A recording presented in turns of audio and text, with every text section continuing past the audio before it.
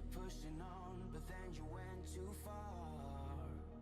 When your ship has sailed and all your dreams are lost, everything is wrong, you feel like it's your fault. Just remember, I will be there for you, baby. Remember, there's nothing out there to get you, don't forget it. When life throws lemons, just call me. Just call me. Just call me. Just call me.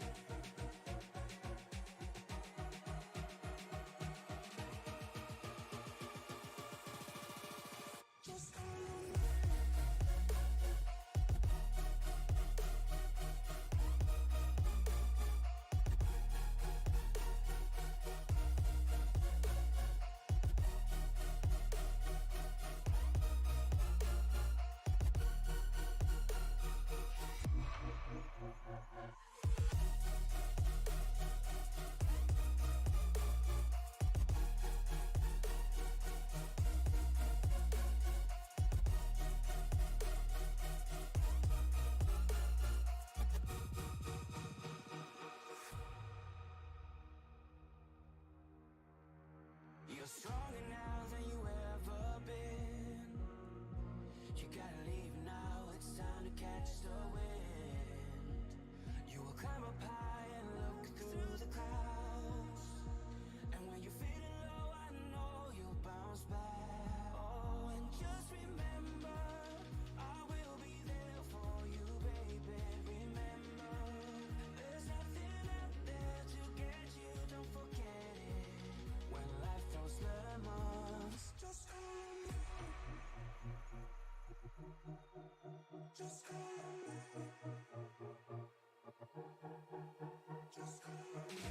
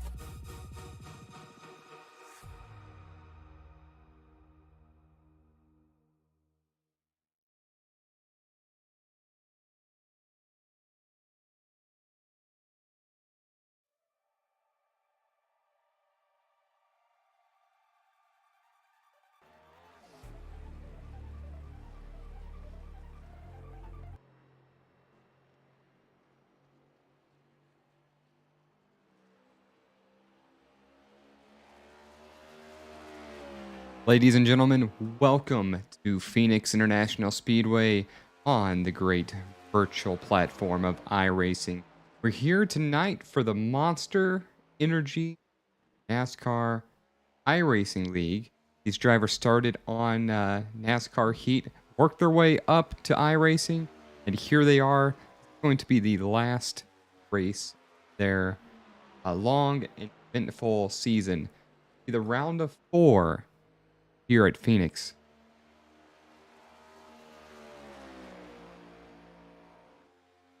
Outside air temperature for this track is going to be it's 83 degrees. The humidity is 51%. A little bit of an odd humidity number for being out on the west side of the country. Partly cloudy, kind of windy. That's fairly normal. Track length is 1.5 miles. Track temperature is going to be 104 degrees. Joining you today in the booth is Jonathan Lee. Guys, I'm ready for a finale and a good one. I want to talk about a couple really go down on this. We have 4 drivers competing for the championship. My dark horse, Jeremy Robbins. No wins on the season, but he's in the final 4. How it goes. So that being said, tail end of qualifying is ending right now as we're getting ready to set this one. Up to move forward. 4 drivers are going to be in this championship race. They've got 8 drivers that are going to be in the field for this one. We're following currently, that's number 16. That's Blake Giglio. Posted the fastest time in qualifying. It was a 33.33, but tied with Zachary Mertz. Drivers getting ready to get on the grid here in just a second. Then we will go ahead and break down who is going to be where for this one.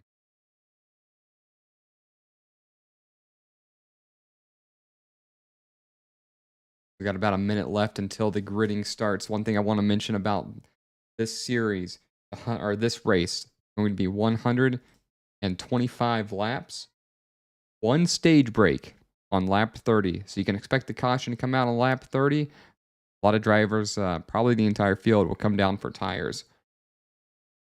Speaking of tires, we have 4 sets of tires for this race. More than enough. You have 100 and break those 4 sets up to about 33 laps. 1 fast repair, which is going to be needed. It's not uncommon for this track to get a little bit dicey coming off a corner. 50% fuel. So I believe these drivers are going to have to pit at least 1 time for fuel, but when you're picking up tires, you're likely to go ahead and get fuel regardless, I should say. And I lied to you. I misspoke. I don't know why. For some reason, I thought Phoenix. We're at Homestead, and I'm just saying the wrong thing. I'm just thinking real life stuff as opposed to virtual reality here. But no, we are at Homestead for the finale here, so I apologize about that. But this is going to be a good one, and still we're going to see some drivers getting loose off the corners, and that fast repair might come into play. Drivers getting ready to grid up at this time, so we're going to go ahead, pull the grid up as these drivers are getting on track.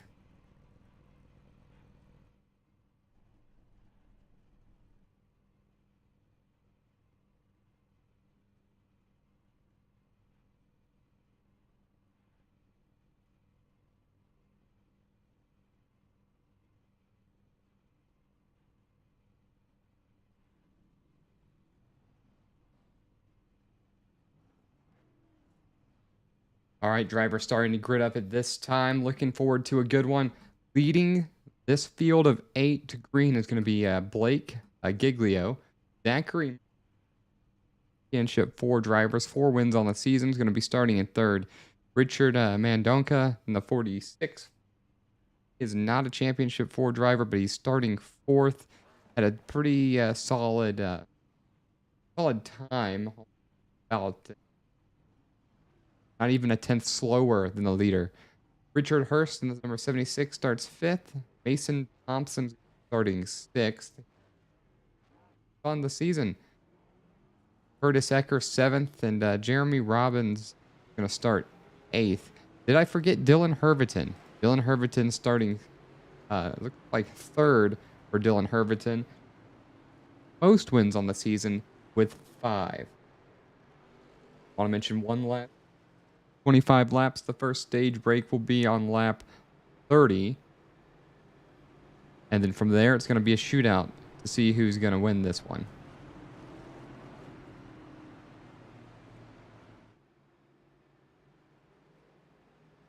Looking forward to a fantastic run here. It's been a pleasure to bring broadcasting to these MENRL guys, Curtis Ecker, for working with us, keeping us informed on logistically of anything that we need. Really neat to see some old drivers that I'm familiar with, being Dylan Herviton, Mason Thompson. There, it's been a fun race to watch. I know we got a couple drivers in here with a pretty large fan base, and I expect to see them staying a lot. So it's good to be back. And in a couple moments, as you see the pace car turn down, best impression of Tony Trapasso. Wipe the visor, get on the wheel, drivers. Fans, it's showtime. Going into turn number 1. Giglio kind of opens the door for the outside. Zachary Mertz trying to make a move at it. Not going to work out for him as you see Dylan Herviton side by side with him. Big wiggle right there off of turn number 2. I mentioned that there's going to be some looseness on this track. It's already happened. Didn't expect it to happen right coming out of turn 2 at the beginning. Side by side racing for second right now between Herviton and Zachary Mertz.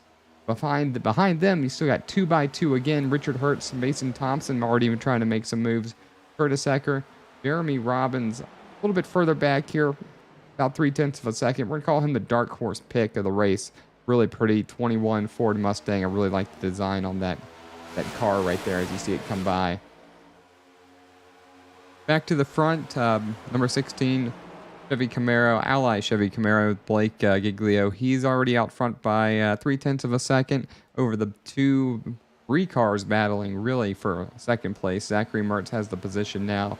Hurst and Dylan Herviton battling just behind them to sort out third on this one. Fastest lap of the race just ran by Zachary Mertz, a 3.369. No one else has been fairly close to that yet, so we're gonna keep a close eye out to see what he can do for this one.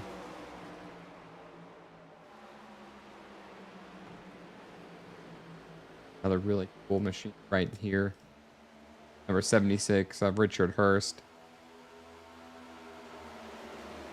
Like there's an eagle on the side of that machine. Looks really nice. Awesome 4th of July, kind of trying to get a better view at it. Fortunately, the likely angles for this track are just, cameras aren't all in the right spot, I should say. Nice view right here from Zachary Mertz's machine. A little bit further back, you see the number 36. That's Herviton battling with Hurst on the outside. Nice drone view right here of these drivers. And you can see this low line works going into the corner, but the problem is he doesn't have a drive off, and Richard Hurst is doing a really excellent job preventing him from driving off. And what tends to be happening is Hurst, by the time you get down to the next corner, he's still side by side. It's really hard to just get around him right here, as he's going to be able to drive in side by side right next to Dylan Herviton.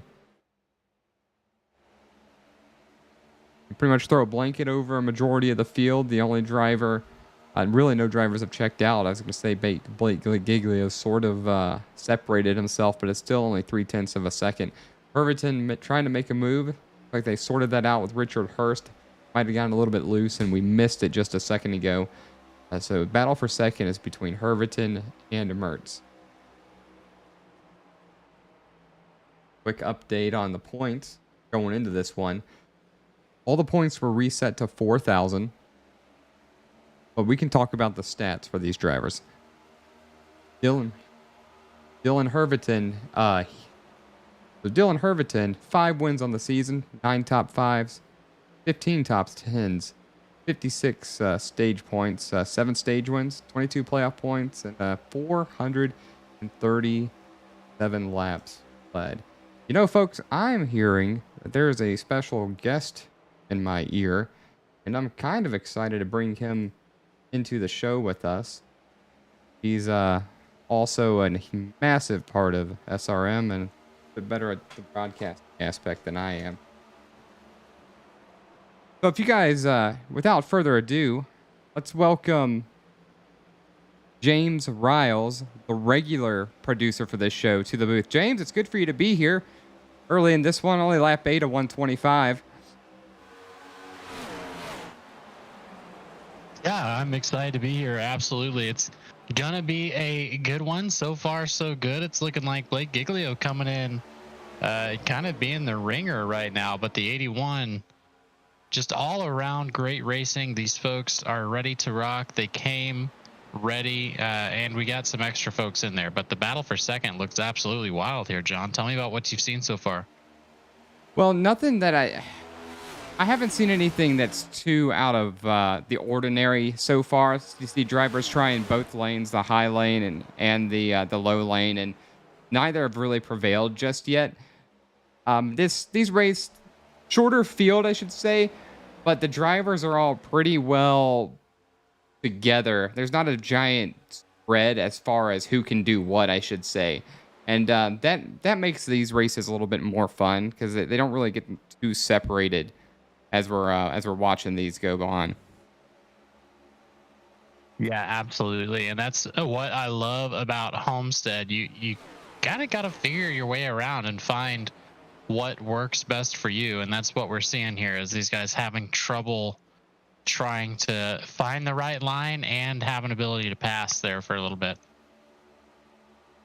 And as I was bringing, for sure, and as bringing you in here, Blake Giglio, he's led all the laps so far. He had a little bit of a challenge from Zachary Mertz right at the start, but it didn't last too long as Mertz and Dylan Herberton were side by side when they ended up side by side out of two, a little bit loose. And this is the first time we've really seen somebody challenge for the lead in this race. I wanted to mention, if you did not know, first stage break is lap 30, so we're only 19 naps away. Naps sound nice. 19 laps away Tell me from the about it. stage break, and we're going to see some differences and see who pulls tires. And they got 4 sets, so I expect to see everybody taking tires. Oh yeah, no reason not to. Get in there, get as many tires as you possibly can. Because Homestead's one of those that will eat your tires up. You've got to go high. That progressive banking up there definitely kind of cushions a little bit, makes you think you have more than you do. But that bottom line increasingly dominant.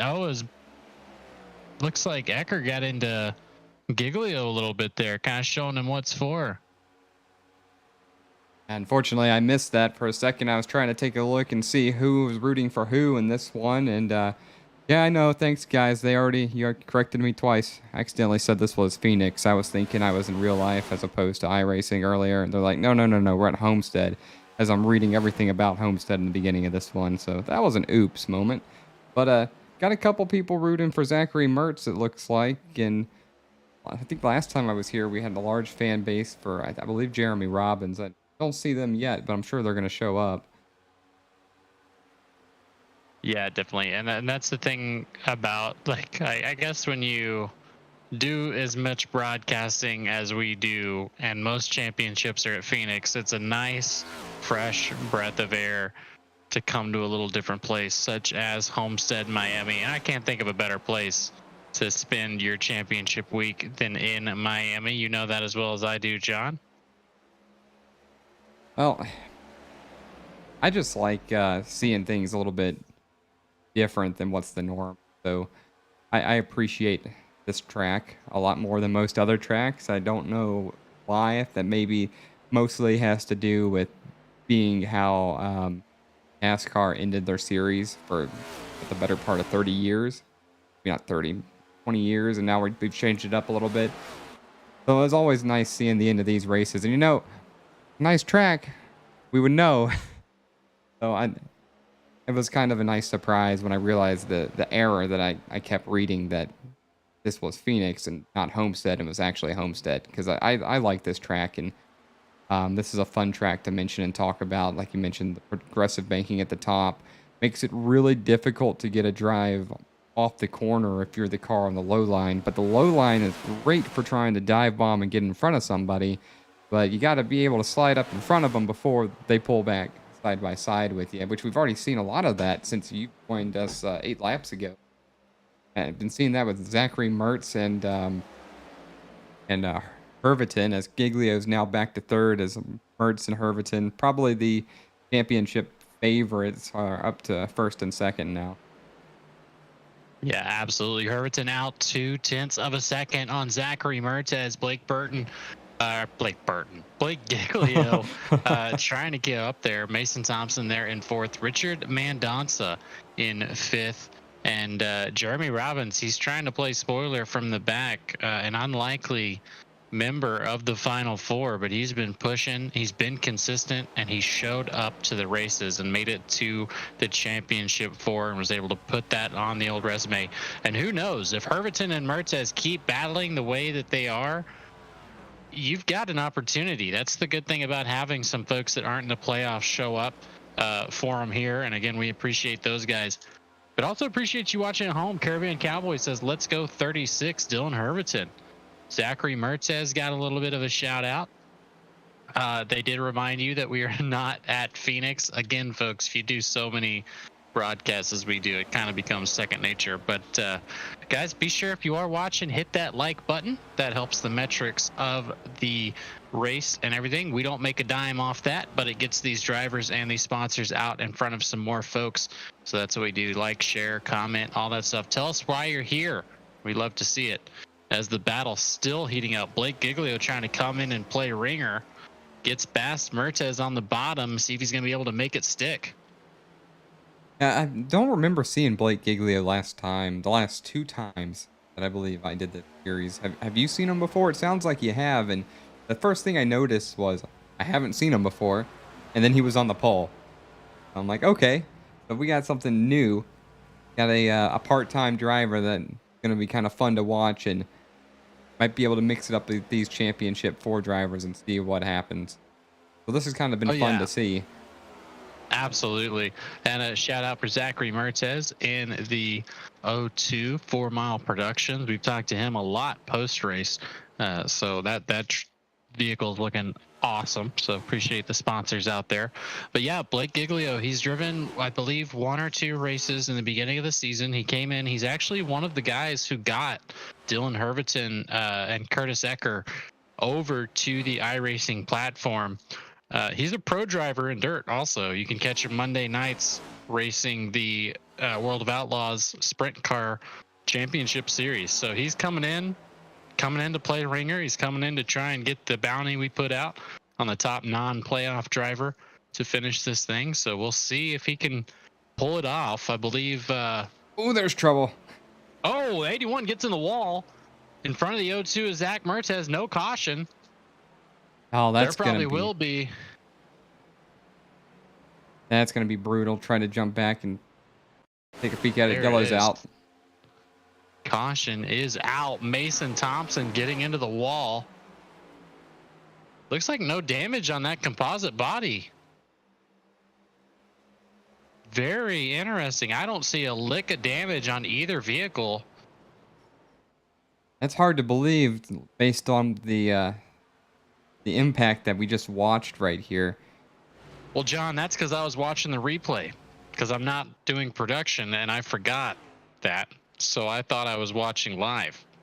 Huh. So there is damage on the 81. I do apologize to everybody else. Yeah, you don't ever sit on the other side, do you? No, normally I'm the one doing that. But yeah, as we saw that he tried to slide up there and just was not there.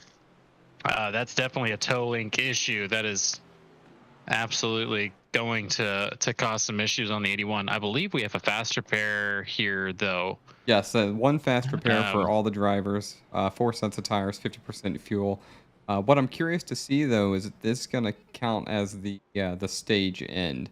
Hoping some information on that, because I don't have any at this time. Few drivers coming down pit road, led by Giglio. Of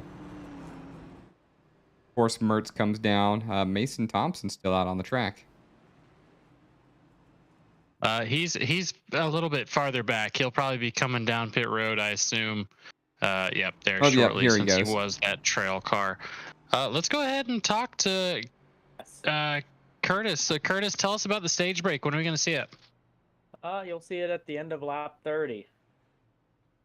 So there we go. We're going to go green. And Curtis, since we got you here, just want to talk about the season. What do we got moving forward for Monster Energy NASCAR Racing League? And what would you like to tell everybody real quickly here?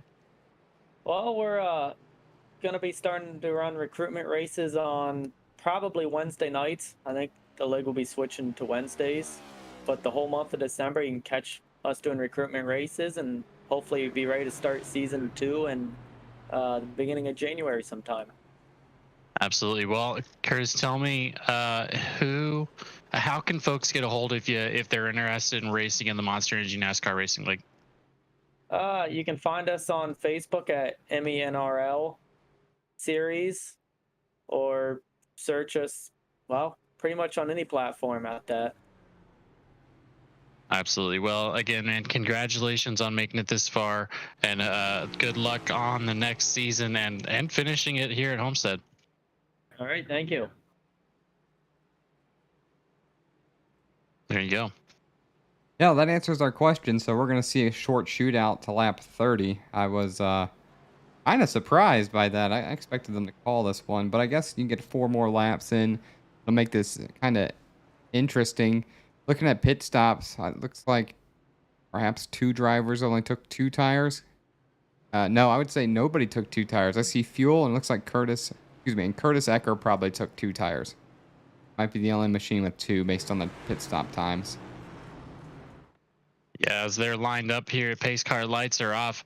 You know, I mean, if you're gonna get that, if you're gonna set the stage brake at a lap, usually what they'll do is they'll try and keep it close. You don't want to adjust it too much, just in case somebody is banking on that.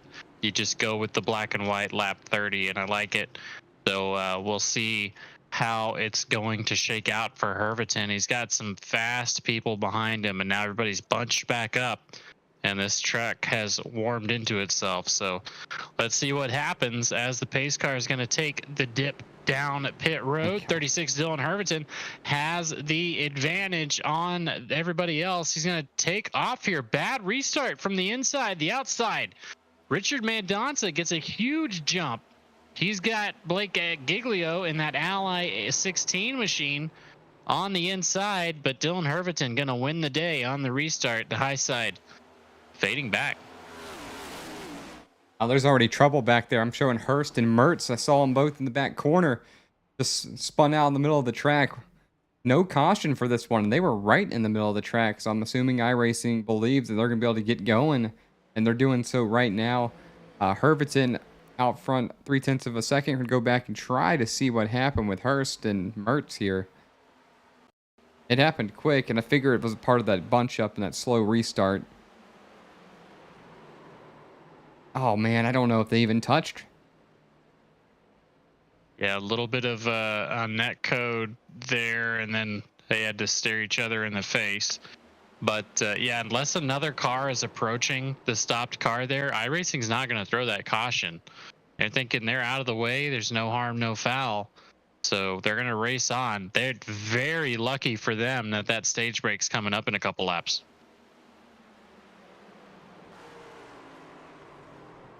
Yeah, I agree with you on the stage break, and it definitely it looks like netcode. I can't get a better angle. Richard Mendonca's racing right now, trying to get past Herviton. There we go. But yeah, those 2 cars stopped. Very, very interesting that there was not a caution called, but iRacing sometimes finicky like that, John. Well, you know, I like the no call. It just surprised me. Because I get it sometimes, sure, on a road course. Even sometimes at like Talladega, Daytona, you'll happen. But that's because it's so much bigger. And I was really surprised. I can't think of the last time I saw 2 cars stopped middle of a track like this, 1.5 miles or maybe short, and caution did not get thrown. That was odd, and good for them that stage break is about to come out. Championship contender and Zachary Mertz. Oh, absolutely. And Richard Hurst did not want to do it that way either. So that kind of takes the pressure off his shoulders. You didn't wreck somebody, but good news there. Looks like Dylan Herviton's going to take the stage. Not really worth any points in the championship. Just there to give him a break and let him know that there's going to be a set caution coming out at the completion of lap 30. Luckily, nobody got lapped there. And no one getting lapped, even with trouble. It's going to be stage win number 8 for Dylan Herviton. Next closest for amount of stage wins is Zachary Mertz with 3. So if that tells you anything, Dylan has pretty much dominated stages for the most part of these races. And there's only 1, so there's not many for you to catch up. 5 wins on the season, 8 stage wins. That's pretty efficient, I would say, but just winning the stage doesn't mean you're going to win the race. Talking about Zachary Mertz, who just got in trouble there. He's got 3 stage wins, and he's led 333 laps to date, so I'm not going to say he's out of this one at all, considering the past repair that's sitting around. That's assuming he even needs it. I would probably think hard on that. He looks a little bit damaged, taking a look at his car. Well, that's the thing about Homestead. Luckily, you can come out there, get a little bit of damage fix, especially on these cars. There didn't seem to be any hard contact. The body's not really going to play a factor. Plus, you got tons of tires. You might have flat spotted your tires there. Come in, get a fresh set on. But you were talking about Dylan Herviton and his consistency. Stage wins 4 in the regular season. Consistency. This man walked into this thing with 1 win, which is 2 less than the other. Mason Thompson had 3 wins. Zach Martez had 3 wins. He came in with 1 win and more than 50 points on everybody else with only 1 win. So that consistency and those stage wins really paid off for him in the regular season, and then moving in through the playoffs. For the playoffs, you just get. I don't know. Do you believe in getting hot iRacing virtually?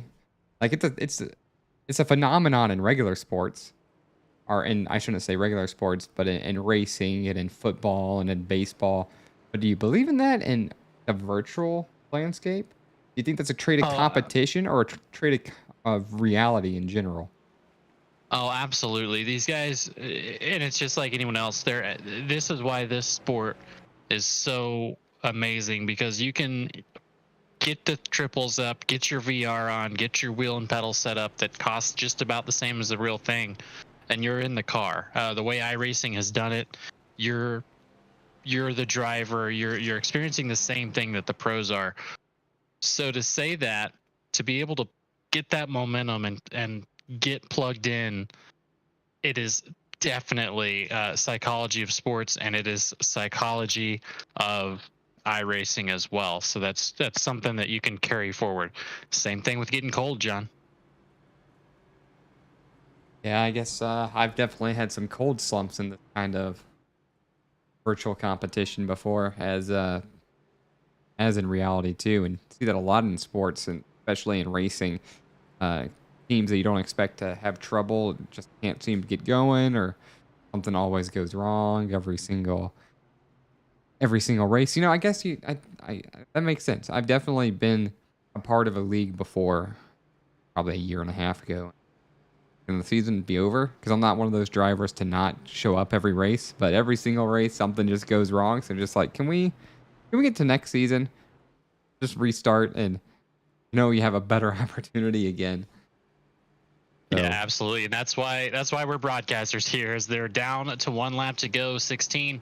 Blake Giglio electing not to come in. He's playing the long game with the 81 of Mason Thompson behind him, Herviton, and then the 46 there as well. So they're going to get started here at the Monster Energy NASCAR Racing League, brought to you, of course, by the W Energy and Admin Box, ADMIN. BOXX. We'll talk about them a little bit later, as Blake Giglio has the button. Green flag is out. Good jump on the inside line. The 46 of Mendonça still falling back. Everybody going to try and make it single file here. We got a long race left ahead of us, boys. 80 laps about left to go.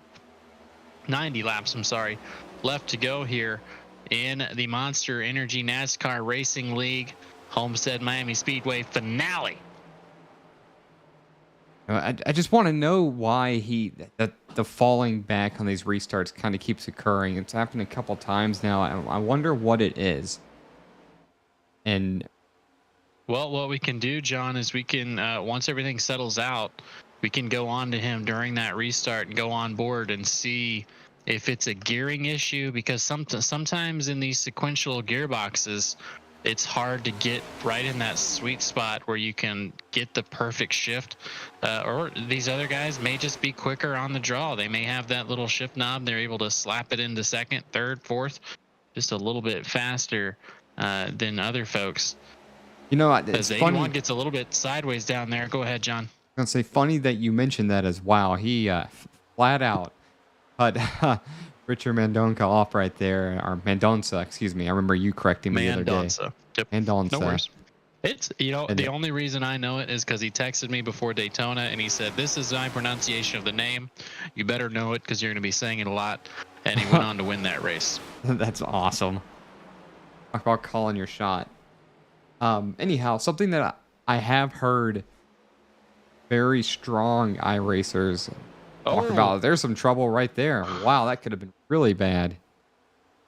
Got away with one. But they mentioned that, generally you sort of think, well, when you're in your car, you go fast, rev it up almost a red line shift, rev it up almost a red line shift. And they told me that's not exactly the fastest way to shift in this game. Or, excuse me, I just said the G word. In iRacing. That you don't quite yeah. want to go that far, because after a certain RPM, and that is kind of, you get a feel for it, the acceleration starts to fall off as opposed to it would be in the next gear. I didn't think about that a couple moments ago at the restart, but it did just hit me when mentioning about the sync shifters. Yeah, absolutely. Trying to get that real sweet spot as we have a 3-way battle for 5th back there. That is going to be Zach Mertez, Jeremy Robbins working on each other. Mendonça in front of it. Richard Hurst is unlikely. He's came up 2 positions to lead this thing, but Zach Mertez and Jeremy Robbins still fighting it out here with the 81 of Mason Thompson now trying to get his nose in the mix of it. Going to get to the inside behind Mendonça, as he is not going to have the speed to carry that low lane through. Give it to Thompson through the midline there, and take a look. What did I say earlier? Jeremy Robbins playing Dark Horse. Dark Horse. What the hell? It's not easy to just talk and talk and talk and talk. You know, I do it for a living outside of this in a different capacity, obviously. But even I mix up my words when I'm trying to say them very quickly. But, I mentioned him at the beginning of the production, how no wins on the season, but he managed to get here. So if he's here, you can't count him out, especially when you talk about the aggressiveness of the other 3. But, I mean, what a time to win this one. And he's not... I'm not going to say he's much slower than other drivers, because last time I was around, he ran a really good race. It didn't work out for him, but he did run a really good race. And he's got some speed right here now. It looks like he fixed some damage the last time by. Surely took some tires, so maybe there's a bit of a tire gap right now, and that's why we're seeing him up here so much quicker. But he's in the Final 4, and he's in the race, so he can win it. Yeah, absolutely. And talking about odd, he took tires, as we hear. I think that was Richard Hurst getting up into the wall a little bit. But yeah, everybody else electing not to take tires. I don't know what that call was. And we got 4 from sets. Some of these guys. Yeah, you've got 4. Is it 4 plus the ones you started with, or just 4 total? I think it's going to be... Some of these guys have not taken tires at all. As we see the O2, Mertez, he's paying for it. Yeah, I don't understand. I don't agree with that call at all. I've done it before. I'm going to try to save tires to the very end of a race, but I'm expecting there to be a lot of carnage. A long time ago, we had a guy on our team that used that word a lot. But you don't expect that at a track like Homestead, especially with the lower field number. We only got 8 drivers. You just don't expect there to be a bunch of wrecks. And then with green flag pit stops, I feel like when you're losing time like that, that's you got to take advantage and have fresh tires to stay with everybody or get ahead of everybody that didn't take them. So that's a little bit odd to see. But I do want to mention, absolutely. I do want to mention the number 76. I don't know if you saw it earlier. This paint scheme, nice bald eagle, and on the side of it, really rendered quite well from what I'm seeing right here, and I hope it looks just as good to people watching it as it does look to me. It's a really neat paint scheme. Haven't seen one like this in a while. Yeah, absolutely. And they've got to be praying that this thing ends up staying green, because right now the play to get tires, Richard Hurst and Jeremy Robbins, both SBRN teammates, Southern Broadcast and Racing Network, I believe. Yep, Southern Broadcast Racing Network. So they are teammates. They've got the right plan to come out, and they're already gapping. Jeremy Robbins passing Dylan Herberton. That's something that I would not have had on the money on lap 46 of 125. No, definitely the long shot here. I don't understand. It's like these guys came out, we're going to take our tires in like 33 laps. And that's the last time they came down was 32. And then another 33, another 33. And now at this point, if there's not a caution, they've got some big gaps to make up. Now, I've seen Dylan Herverton do it. I've seen Mason Thompson do it. I've seen them close big gaps, but you don't want to put yourself in a giant gap like this. But things now seem to be spreading out a little bit. So I'm going to say let's take our first step away for a moment. So we're going to be right back. You're not going to miss any of the action. We're going to go side by side, and we'll be back shortly.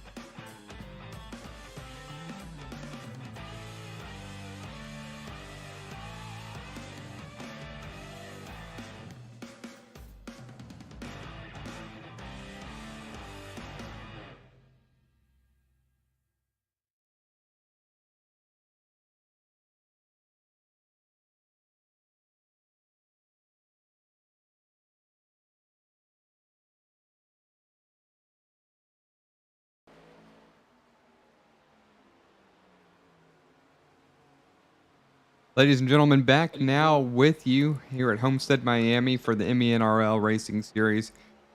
Things starting to shape out to be rather interesting as when we left you, Richard Hurst and Jeremy Robbins 1 and 2. Hurst leading Robbins by nearly 10 seconds. Dylan Herverton, arguably the championship favorite, running P3. Now, what created this gap was the fact that the top two decided to take tires last time around. The rest of the field did not take tires. And it's created this large gap, which kind of Greek to me. I'm not sure why. I look forward to asking these guys later what that reason for that was. We have had a production change. James Riles has exited the booth, but he wanted to be here for at least a little bit for the championship race since he was the primary producer for this one. Joining me now is Matt Metler. Him and I have worked a bunch of times, and he's been watching this broadcast for a bit. So he's ready to go. Matt? Jonathan, thanks for bringing me in on the short side of the spectrum. Glad I can be here for this championship round right here in Homestead, Miami, Florida, my home track. Yeah, you know, I completely forgot about that, folks. Matt lives about 45 minutes away from Homestead Miami Speedway. And it's a darn shame when SRM was down there that he allowed his truck to break down and wasn't able to be a part of our event. But that's all right. Better luck next time because we're going to be going back. I'm certain of that.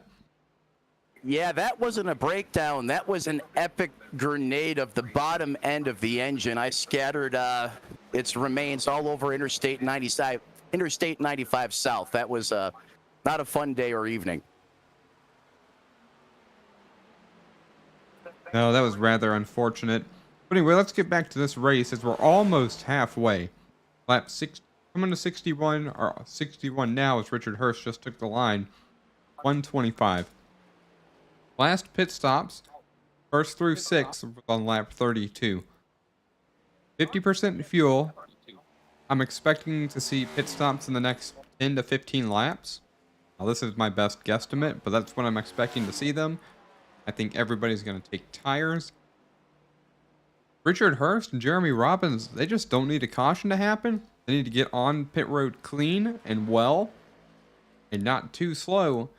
And I expect them to maintain these gaps. Richard Hurst has a 17-second gap over Dylan Herverton right now. And the yellow flag is out. Well, we always say, Jonathan, that caution flags change the entire complexion of the race. And that deficit or that gap that you just mentioned, gone in an instant due to this recent caution flag. This changes everything. I'm trying to see what happened here.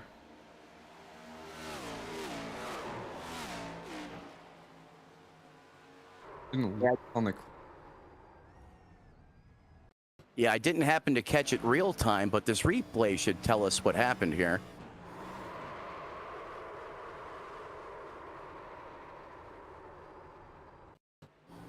I'm gonna catch him one time here. Definitely saw some tire smoke. There you have it, folks. Single car, most like a half spin at a bake. I did it too. James called him bake also. Blake Giglio is going to bring out the caution, eliminating the lead that Richard Hurst and Jeremy Robbins had. Unfortunate for those two drivers because they already cut you off. They worked hard to get that lead. Now it's going to be a whole different ball game as we expect the whole field to come down the road and take tires. Yeah, Jonathan, that was my bad. I cut you off there, but you know, if I'm the 76 or the 21 right now inside the cockpit, I am a fuming race car driver. You said it best. They work so hard to get that advantage over the field. And that type of time here at Miami, that is gold. That is a wild card. And now that caution flag erases that advantage. So look to that crew chief, that spotter, to kind of just get in that head of that race car driver, be the voice of reason to get them refocused because they still have a long ways to go here. This race is far from over. That's going to be a little over halfway, or a little less than half this race to get to the end here. And they're going to have to go back out and race again. And you see Dylan Herverton getting out first. He took tires. Everybody took tires. Jeremy Robbins P2 coming off, or second coming off pit road with Mason Thompson. Richard Hurst losing a bunch of positions. Going to restart fourth. Mendonça restarting fifth.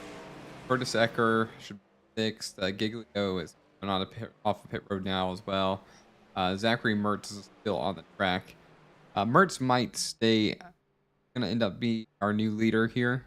Mertz is a championship 4 contender. So if you didn't know, I know you know. Zachary Mertz, Dylan Herverton, Mason Thompson, and Jeremy Robbins. So what you're seeing on your timing right now, the top 3 are championship contenders, and Zachary Mertz, the 02. Well, going off the scoring pylon, like you just mentioned, I mean, that's exactly how you'd want it to see, in best case scenario for a championship round, P1, 2, and 3, right where they should be battling out for the championship here, right at Homestead Miami Speedway. Want to go back to that pit road exit. That was quite a snafu. Thank God that damage and incident points don't count on pit road, because we would have had about 3 or 4 car there with some heavy damage as they were all exiting their pit box at the same time. That could have been catastrophic, but hey, it's sim racing. That doesn't count. We'll take that one to the bank another day as we get this field reset. Reset. And showing right here the drivers leaving pit road and driving through each other, all 4 of them. Can't get away with that IRL, but you sure can in the sim racing world. Getting back to live right here. Base lights are still on. So we're not going to be going back green time by. Probably the next time by. Likely to start gathered up and shape up a little bit correctly. Timing seems a little bit off. I'm showing. Okay, here we go. So Mertz was going to be a wave around car. That makes sense. Timing wasn't showing him a lap down initially, but we had to wait for scoring to catch up. Dylan Herverton, Jeremy Robbins are going to be front row going back to green. Mason Thompson, Richard Hurst, Richard Mendonça, Curtis Ecker, Blake Giglio slowly repairing some damage. It's second or third trip down pit road. Zachary Mertz, or Mertez. I'm probably getting his name wrong. Or Mertez. He's coming around, taking the wave around. Shouldn't have any trouble catching up to the field as he's right here coming down the backstretch. Yeah, and like you were saying, Jonathan, I thought we were going to go green flag racing last time by, but however, those lights are out on that iRacing.com pace car.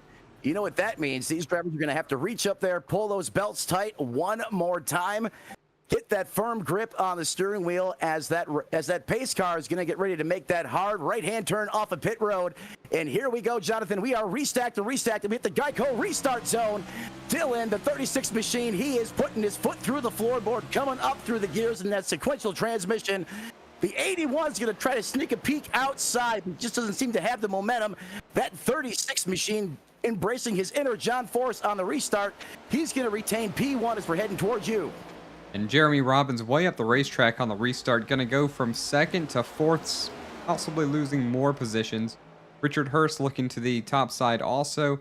Back to the tail end of our pack right here, you have Curtis Ecker and Zachary Mertz in the 02 and the number 19. They were side by side, but it's been sorted out, and Mertz now has the P7 spot. So going back up front, we're getting racy. We got a battle for the lead. The 81's, that ZL1 Camaro is going to drop it to the bottom side of the racetrack. He's eating down low. It's going to make quick business of the 36. Put him P1 to the front. Mason Thompson, the 81 machine, he is now the leader with a brilliant move. Just gonna get back on the throttle, rotate the center of that corner, and off he went right around that Ford Mustang GT500. He's gonna retain the second spot, the 36 machine, currently in. Oh, we got a caution flag on the racetrack, Jonathan. We sure do. I'm showing 3 drivers involved, including Giglio, Hurst, and Mertz. Championship 4 contender trouble once again. Yeah, wow. I'm gonna have to get a better look at this. It just kind of looks like it caused Hurst to almost just turn right. Did he touch that Yeah, white there was- line and get loose? Yep, sure did. It was, A little loose right there. and if you guys that's at weird. home, whew, I mean, yeah, you can get loose when you transition off the banking onto that flat, but I mean, that was very pronounced and abrupt. Yeah, he was facing the wrong way in a hurry.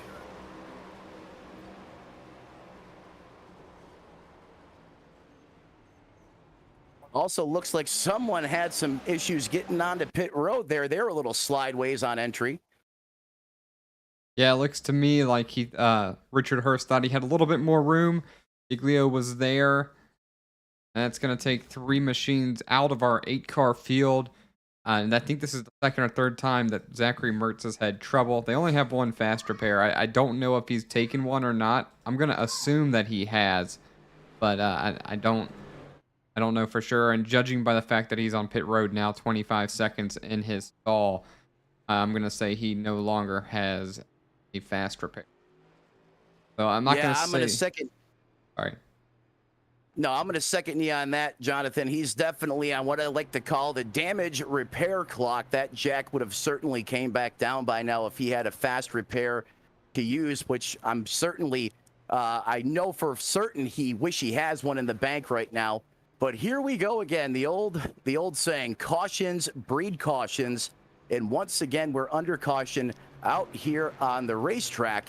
So a lot of these drivers came down pit road 2 cycles before, if I remember correctly. We're currently running lap 70. Does this caution change the complexion of the race for any of these drivers up front? Or do you just continue to maintain that track position and run the laps down and wait till we're 5 to go to make a move here? I don't think this changes the complexion of anything. It happened too close to caution. And you know what I was saying a minute ago? These guys were going to reach out and tell me I was saying this guy's name wrong. And it is Mertez, not Mertz. Thanks, Mertez, 4-Wheelin' thank you. 2000. Yeah, like I mentioned, I keep calling this poor guy Mertz. And I'm like, I know that can't be right. And I kind of kept coming off the tongue. Like James said earlier in the broadcast, we see a lot of people, we see a lot of names. Sometimes I can get them. Sometimes something really odd comes out. And I'm also hearing earlier, before you took the place of James, we had some drivers staying out, or they did not take tires. Evidently, there was an error, and iRacing decided not to give these guys as many tires as they were supposed to have. Different strategies were taking place regarding tires. Well, tires at a track like this can be a premium. And as we get ready to go back racing here, the 46 is hungry. He's all over the back bumper of that ZL1 Camaro. As he has the button, he's going to put it to the floor, mash the gas as he comes up through the gearbox. Going to take a little bit of an egg-shaped line into the corner. Kind of was occupied in that mid-group, turns it down low, but that's going to give the opportunity of the 36 machine on the top side. He's going to carry the momentum. He's going to turn it down low. Yeah, they're going to try to break the draft. He's going to come back down to the bottom side of the racetrack. Ooh, that got a little dicey there, Jonathan. I was worried about that move, but these drivers, they're high caliber. They know what they're doing up there on the racetrack. That's why we're up here calling the shots right here in the ESBN booth. Can anybody beat Dylan Herviton? 5 wins on the season, 8 stage wins coming into this one, over 400 laps led. As of right now, Dylan Herviton came into this race as the favorite. He came into the playoffs, earlier mentioned by James, with 1 win and just a bunch of stage wins. He had a 50-point gap on the rest of the field, and he's consistently always up front. Can anybody compete with him for this win? Right now, we see Mason Thompson doing it. A couple weeks ago, it was Zachary Mertez, and at other times I've seen Richard Mendonça do it. But Dylan Herviton is always in the top 2 or top 3. So I gotta ask, can anybody beat him? Fun fact about him, Matt, he's also a student pilot, looking forward to a potential airline career, which is also great for racing if you want to race cars on the side with the way scheduling works for airlines. So kudos to him, as we are seeing a challenge now. I was going to say he may be going to be an airline pilot, but it looks like he's training at the Top Gun school right now, the way that he's putting up quite a challenge to that 81 machine of Mason Thompson. That 36 machine, he's going to bring it top side where Mama hides the cookies. Oh, look at this, drafting down the back straightaway, going to paint a bead on the back of that race car. The 81's going to crank it down low. The 36 is going to drop in front to cover the spot, play in the air game. That's right, guys at home. You can also use the air on the racetrack coming off these cars to your advantage. These cars are very aero sensitive, and that 36 machine is doing a great job of putting that dirty air right in the preferred line that 81 wants to run. Getting to the back bumper and clearing him is a completely different story. Jonathan, they're coming back towards you. A little bit further back, you've got Zachary Mertez, Jeremy Robbins towards the back of the field. A couple of cars, they were sticking out back and forth trying to get around each other. I saw excuse me, I'm losing my train of thought here. Jeremy Robbins was trying to make a pass on Mertez. Didn't work out for him. Richard Hurst, a lap down, involved in this also. Not competing for position, but still running fast around these drivers. Just kind of waiting for something to happen to get back on the lead lap. People in the chat had some choice words for the number 76. It's not really my job to start trouble. They said it's kind of hard to battle when the 76 is acting like Michael Myers. So it tells you how they feel about him. We saw him get in earlier trouble. Remember when we saw the incident happen where it just looked like he didn't realize how little room he had between him and Giglio, which ended up causing some trouble. And based on what I'm seeing here, and timing's a little bit off, I believe the top 7 are all on the lead lap. Hurst would get the lucky dog as long as he doesn't have any incident involving him with the potential caution. Going back to Dylan Herviton, can anybody beat him? He's already opened up the gap another 0.4 of a second on Mason Thompson. Thompson giving him all he can, but Herviton just continuously finding a way to stretch a little bit further back. Well, that's just it. I mean, Mason Thompson, the 81, especially on that restart, was giving him a run for his money. He was putting every single race move on that 36 machine to try to get him to break his confidence or to get him to drive out that rear view window to make a mistake. But that 36 car, he was flawless. And now as we see, you know, he has all that clean air to his advantage. He's getting all that, which is, you know, prime case scenario for this next gen car out here on the racetrack. That Mustang really doesn't have any type of pressure from the back right now from that 81 machine. So he is setting sail in that clean air. And now that 81 machine has to try and make a comeback, see if he can regather his stuff, maybe back off for a couple laps so we can try to make another run at that 36 machine. But we know he can get to him, Jonathan. Is he able to get around him, though? And as these tires continue to fall off, I believe that challenge is going to get taller as we continue on into this run, working lap 81 before they come by the line this time. And one of the biggest struggles of Homestead, which you know well, being close to you, I'm sure, having been to a few of the races, when you get two side by side, you want to be the car on the high side. Unless you have very fresh tires, you want to be on the high side because you just can't get the drive off the corner. Unless, of course, you want to door ding or door bounce the driver to your outside, which when it comes down to the end of the race, that's not totally inappropriate, what I say. You do whatever you can do. But catching back up to Herviton is one thing. Passing him is another. Now, I do think that passing in iRacing in these virtual cars is a little bit simpler, probably a little bit easier than it is on the real pavement and the real metal machines. I think a little bit of latency has something to do with that. A little hiccup here and there, easier to happen as opposed to professionals in an actual car where you can really feel everything, unless you got one of those $25,000 rigs, which even then, you're not going to get all the same sensations. But let's talk about P3 right here. Richard Mendonça, number 46 Mustang. You see Blake Giglio trying to get to him from the outside. He's still running kind of like a really long, almost a diamond-like corner. He kind of enters high, brings it all the way down to the white line, and then ends up kind of exiting high again. The 46 right now, I think he's really trying to do everything he can to just ensure the longevity of those Goodyear Eagles on his race car. The way that he's entering the corner, he's going to come in high, but as you said, he's using that diamond line. He's going to turn it down almost to that white line on the bottom side of the racetrack. And then this track, naturally, when you get back under throttle, under load, Ooh, wow.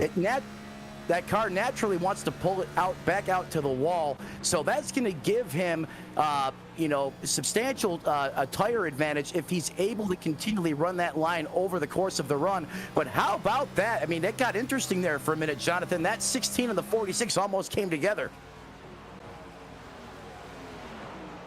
Fortunately, I didn't notice that happen. I was a little bit busy kind of watching all the wheel inputs that Richard Mendonça was putting into that machine coming off the corners. But you see what's going to end up happening here is I think Giglio is going to get to the outside of the number 46, and he's going to make that diamond down low, and it's not going to allow him to drive back up to the wall like he wants. But both of these drivers are closing in on Mason Thompson. We're looking at having a 4-car battle potentially for second, as Mertez is trying to get involved as well in that 4-mile Chevy Camaro of his. Well, that's the other part about it. Believe it or not, the draft does come into effect at this racetrack, especially in the next-gen car. And yeah, they're kind of battling a little bit, but when they're running that close together, they're going to have a little bit of a top speed advantage down that back straightaway in that front stretch. And as you said, they are continuously closing down on the front two. If the 81 of Mason Thompson and the 36 here, I know he's got a little bit of a gap, about 2.5 seconds. But wow, look at him swarming all over the back of that race car. Gives him a little love tap on the back bumper of that Ford Mustang. That Camaro, it's getting down to the wire soon, and he knows it's go time. So look for him to go and try to make this pass. Is he's got the position down on the inside, but Jonathan, as you said, the preferred line here is going to be the top side of the racetrack, but look at the old slide job he's going to put on him here, taking that clean air away the preferred line. Now the 16 is going to come right up the racetrack with him, make him push him down that front straightaway right by the start finish line. Another great example here of how to use the air to your advantage. The 46 and the 16 doing brilliant battle out here on the racetrack. However, the 16 is going to prevail and take that position, move him up to P3, Jonathan. Yeah, up to P3 for now. I'm not so sure this one's over, as a couple seconds ago you're going to see another tap right there. I was going to mention that Mendonça was using the bumper to tap him a little bit as he comes into turn 3 once again, using the bumper to tap him. Going to try to come back around. Now, this is some impressive racing right here. I'm not sure if these guys have history. Unfortunately, I haven't been in the booth long enough to tell you that. But judging by this, they're not really giving each other much of an inch. I will say it does seem like they're respectful bumps, however. It is not like he's just driving up in there. It's just like, hey, man, I didn't like that. Or, hey, I'm a little bit faster than you. You just need to let me go. And neither of them tend to agree with the other. And based on seeing them switch back and forth, I'm going to have to say that they're probably a little closer matched than they think. Yeah, absolutely. You took the words right out of my mouth. And there's a difference between bump drafting down the straightaway and bump drafting when your car's under full load in the corner. That was a masterful job of keeping that car pointed straight, because I've been in that position on this racetrack, Jonathan. If I was in the car on the receiving end, I would have been in the wall. You would have been in the wall? I would have been in the wall. Every time my car's under load in the corner at Miami, if I take 2 taps like that, I'm not holding that car straight. I'm going to be in the outside wall, hooking up with a date. In fact, I'll probably be in the fence. But that's why I'm not racing this race. I'm up here in the booth with you, calling the shots here. Thankful for the opportunity to work with you again. But this, outside of that, is some great racing between the 46 and the 16. Like you, I'm not sure if they have a history or they just want to put on a great show for everyone on the stream right now. But this is where the main battle is on the racetrack. Still up front, the 36. He's checked out, pretty much maintaining that 2.3 second advantage over the 81 machine of Mason Thompson. And then you have about another second and a half back to the 46 of Richard. I don't want to butcher his last name, but there's some good separation between the top three right now. The main battle on the racetrack still between that 46 and that 16, even though they've kind of scaled it down a little bit. Yeah, all the drivers for the most of these racers for the most part, a little bit separated right now as we're approaching 30 laps to go for this one. Maybe we'll see some more drivers come down pit road. I don't think so. At this point, I believe you can make it. You can probably make it to the end, but we'll see what happens. I'm not sure how it's actually gonna go down. We'll find out in a couple moments. But let's take one last second away. We're gonna do a good old-fashioned turn it up segment, folks. Matt and I will be back in just a second.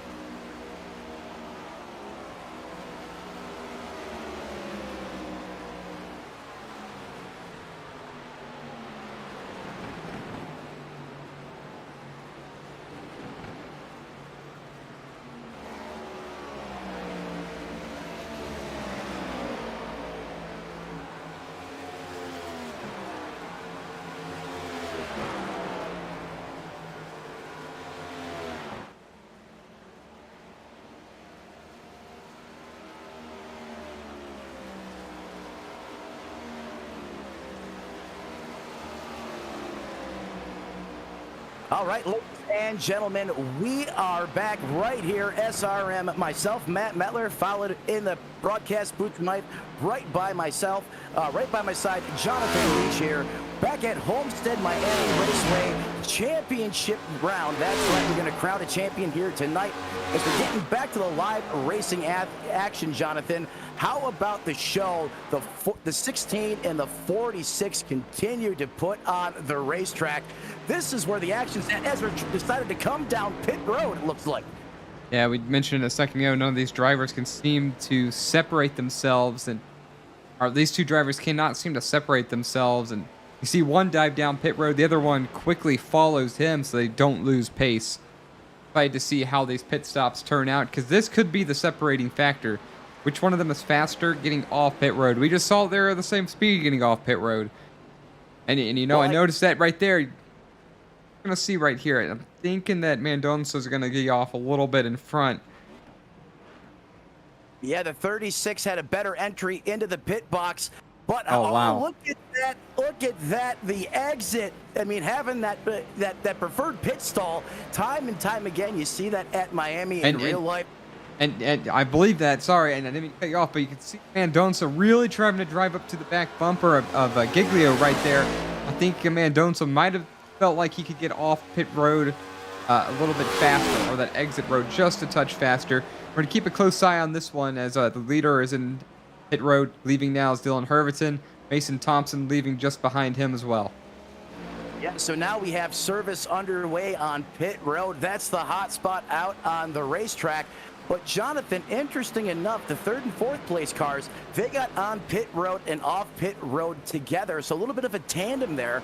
So they're going to have a little more speed, or should have a little more speed around the racetrack than the leader, who's pretty much all by himself as he's coming back up to speed. They were about, what, 5 seconds back or so. Let's see after this cycle's through if they're able to make up any ground and overcome that deficit. And it's not looking like they're going to overcome a lot of it. Maybe a few tenths based on the timing I'm seeing right here. A few more tenths, I should say now. But what they have done is they have brought themselves and their battle to Mason Thompson. Second place car, Mason Thompson, is now under siege by Blake Giglio. Fresh tires change everything.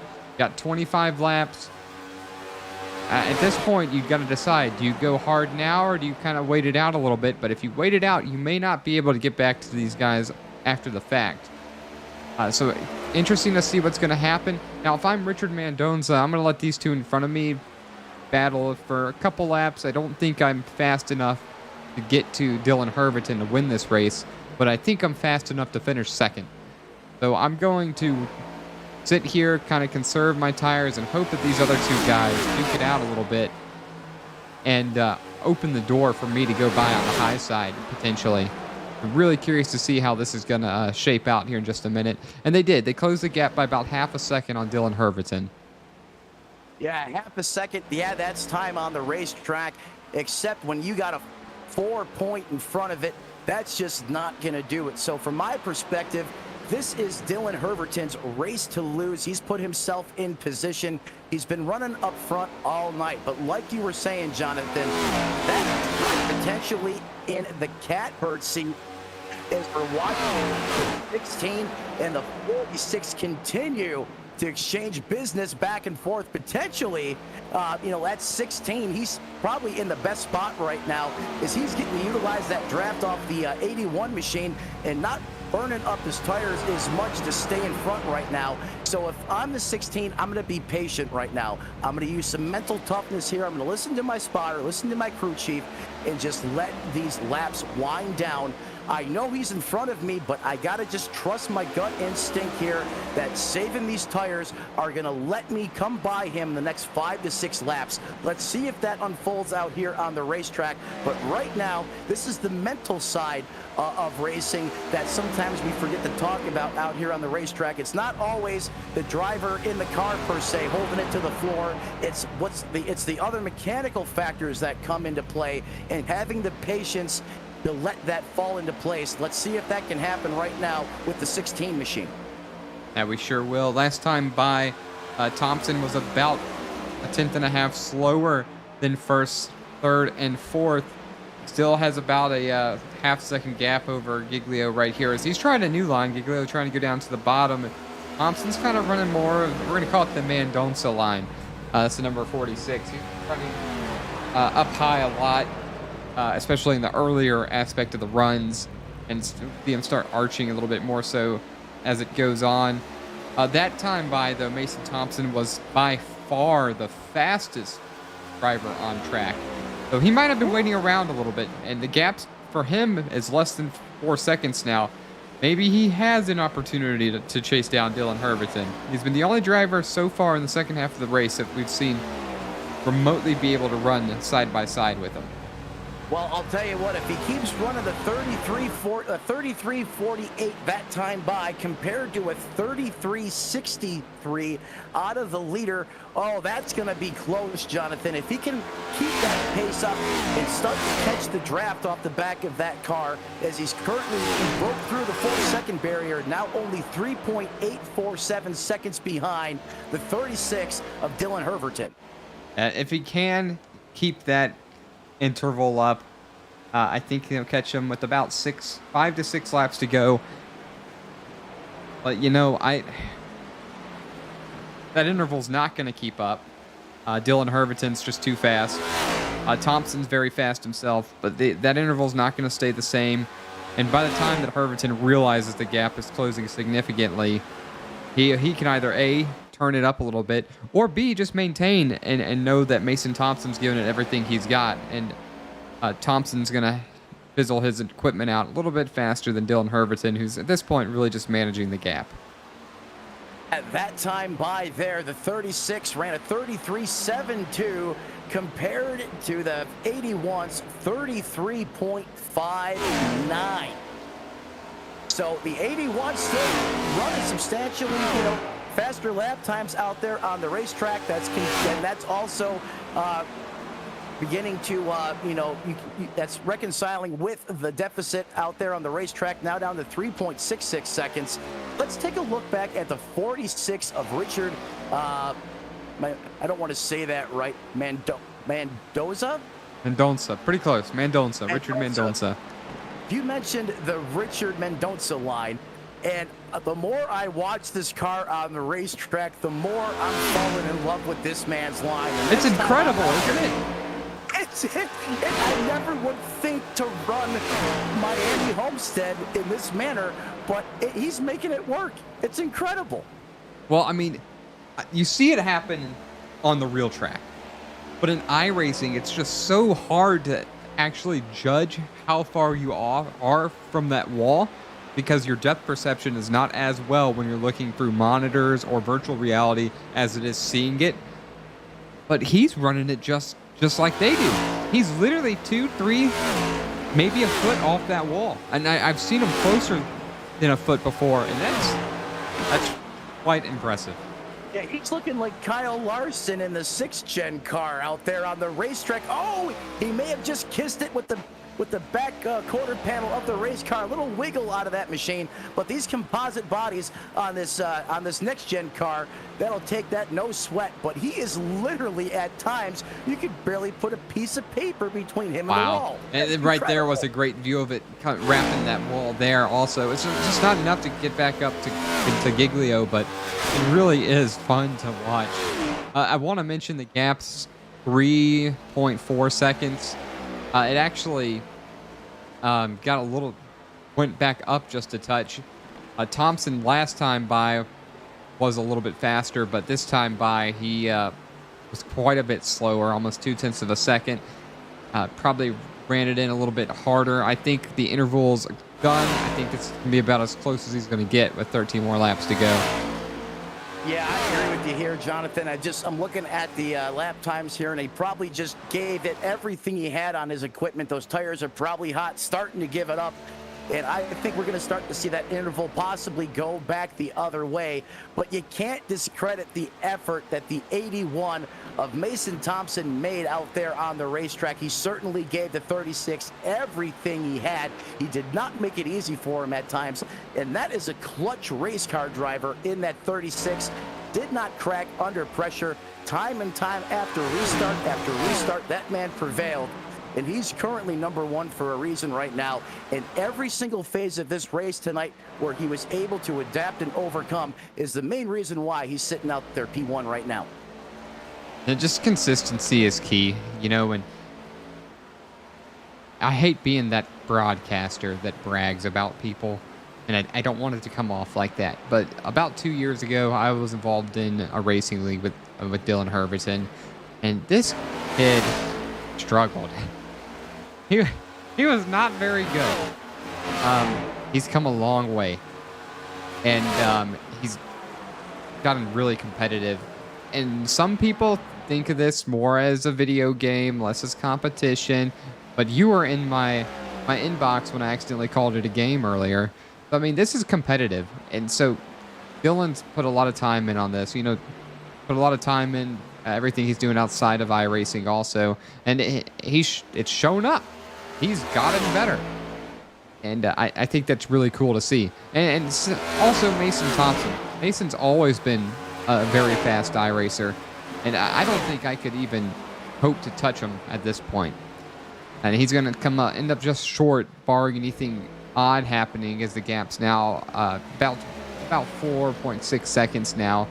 A couple drivers, it was cool to see those drivers once again or be involved with them in a certain way, as I am right here. But Blake Giglio getting close to Thompson now. Thompson gave it everything he's got. Really kind of, excuse me, I've got the hiccups right now. Really kind of burned up his equipment. So we might see ourselves another battle for second, but I think Giglio is just going to be able to go right on by, to be honest. The 81-16 battle's about to reignite here. I just don't know how much tire is left in that 81 machine to put up a fight. That 16 is going to pull along the bottom side, going down the back straightaway there. He's going to easily take quick advantage of that low line and get right around that 81. He didn't contest it. I think it's an obvious sign, just like you were saying, Jonathan, that his tires, they are screaming right now. Probably way overheated, but he was trying to give it everything he had to make one last ditch effort at the win. Now the 76 machine, he's running towards the top side of the racetrack. That 81 still utilizing that middle groove, which is a good option, you know, given the current state of his tires. Let's see if he can continue to, you know, hopefully stabilize here, not lose too many more positions out there on the racetrack. But he has a nice cushion. It's about another 4.8 seconds back. Fourth place race car. He should be able to maintain and hold on to third. Yeah, I don't expect to see him lose any more positions as we're coming to 6 laps to go for Herverton, who's out front. Really good racing, though. We had a smaller field, 8 cars, but the field is very... There's not a giant gap in speed between these guys. So you're really seeing some good racing, and I especially had a lot of fun watching Mendonça and Giglio battle for that 4th place position or 3rd place position, back and forth, bumping each other, neither giving an inch. And you see Mendonça ended up in the wall again. You can hear it right there. You can see it right there. That's the risk you take. Sometimes you're going to end up in the wall when you do that, but he's pretty masterful at it, I should say. But it was fun watching those two drivers, and now he's really in the wall.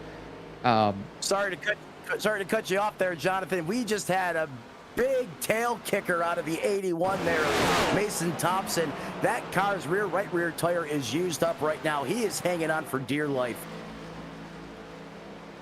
Unfortunately, we're not going to be able to catch that. Just trying to look back and see if there's anything else on it. But yeah, I believe that he is likely using the right rear or the rear tires to turn. You know, gingerly on the throttle, mash it once or twice to help the car turn as fast as possible. And you can hear him. He's throttling. He's messing with the throttle a lot. We'll go on board with him for a lap here. Yeah, I love going on board with these drivers. You just get to see so much. I mean, there's so much data that you're able to see, especially for you guys at home watching on the live stream. It doesn't get any better than this, watching these guys work in real time. Yeah, coming into the corner before we leave him, you can see he's off the throttle, but just listen to him kind of burp it. There it is, a couple little burps.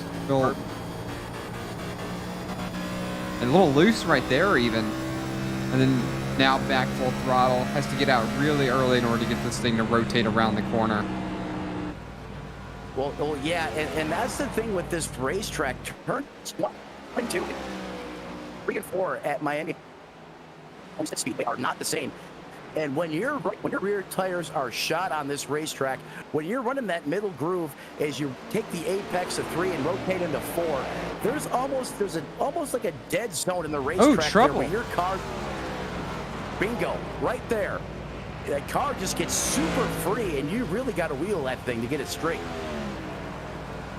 I'm not really sure what happened there, but something happened. I wonder if he caught the scene, perhaps.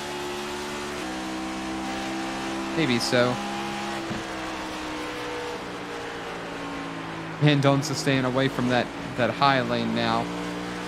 Dylan Herverton coming to the white flag. Lap car in front of him. Shouldn't be too much of a factor.